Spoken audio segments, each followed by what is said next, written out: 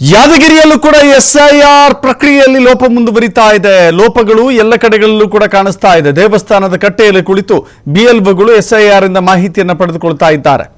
ಗುಂಪು ಗುಂಪಾಗಿ ಜನರನ್ನ ಸೇರಿಸಿಕೊಂಡು ಎಸ್ಐಆರ್ ಪ್ರಕ್ರಿಯೆಯನ್ನ ಮಾಡ್ತಾ ಇದ್ದಾರೆ. ಎಸ್ಐಆರ್ ಪ್ರಕ್ರಿಯೆಯನ್ನ ಈ ರೀತಿ ಮಾಡೋದಾದ್ರೆ ನಿಜಕ್ಕೂ ಕೂಡ ಇದು ಅದನ್ನ ಊಹಿಸಿಕೊಳ್ಳಕ್ಕೂ ಸಾಧ್ಯವಾಗುವುದಿಲ್ಲ. ಯಾಕೆಂದ್ರೆ ಮನೆಗೆ ಹೋಗಬೇಕಾಗುತ್ತೆ.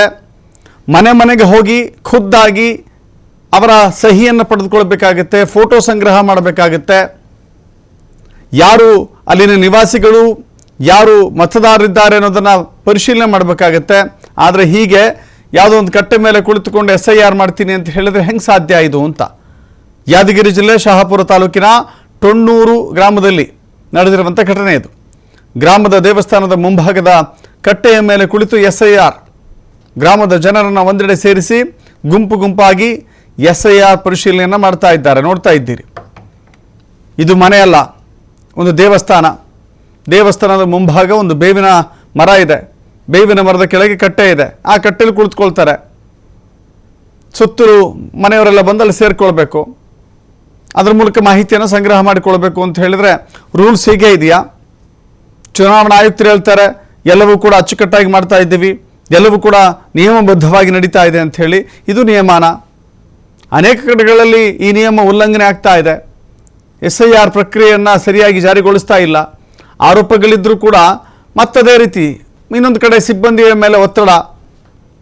ಕೆಲವರು ಹೇಳ್ತಾರೆ, ಯಾಕಂತ ಹೇಳಿದ್ರೆ ನಿನ್ನೆ ಅಷ್ಟೇ ಆಕ್ಸಿಡೆಂಟ್ನಲ್ಲಿ ಭುವನ ಎನ್ನುವ VAO ಮೃತಪಟ್ಟಿದ್ರು. ಅವರಿಗೆ ಮಾನಸಿಕ ಒತ್ತಡ ಕಾರಣ ಅಂಥೇಳಿ.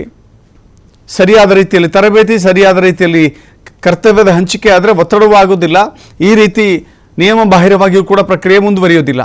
ಬಟ್ ಚುನಾವಣಾಧಿಕಾರಿಗಳು ಕಂಡು ಕಾಣದಂತೆ ಜಾಣ ಕುರುಡುತನವನ್ನು ವಹಿಸಿರುವುದು ಹಲವರು ಅನುಮಾನವನ್ನು ವ್ಯಕ್ತಪಡಿಸಲಿಕ್ಕೆ ಕಾರಣವಾಗಿದೆ.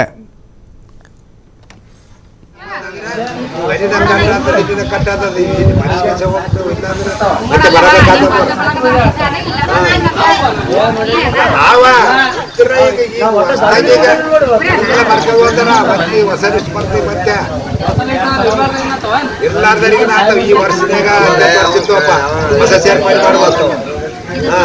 ಅಡ್ಡ ಮಾಡಿ ನಾಳೆ ಕಟ್ಟ ಐತೆ ಎಲ್ಲ ಸಿಗಲ್ಲ. ಈಗ ಅದಕ್ಕಾಗಿ ಒಂದು ವಾರ ಟೈಮ್ ಕೊಟ್ಟಿರ್ತಾರೆ ನಾವು. ಯಾಕಂದ್ರೆ ಇದೇ ಮಾಡ್ಬೇಕು. ನೀವು ವೋಟರ್ ಲಿಸ್ಟ್ ಇದ್ರೆ ಕರೆಕ್ಟ್ ಪರಿಶೋಧನೆ ನೀವು ಜನ ಕಿತ್ತಿನಪ್ಪ ಅಂತಂದ್ರೆ ಬರಿದಂಗೆ ಕಟ್ಟದ ಮನುಷ್ಯ ಹೋಗ್ತೇವೆ. ಇಲ್ಲಾಂದ್ರೆ ಮತ್ತೆ ಬರಬೇಕಾದ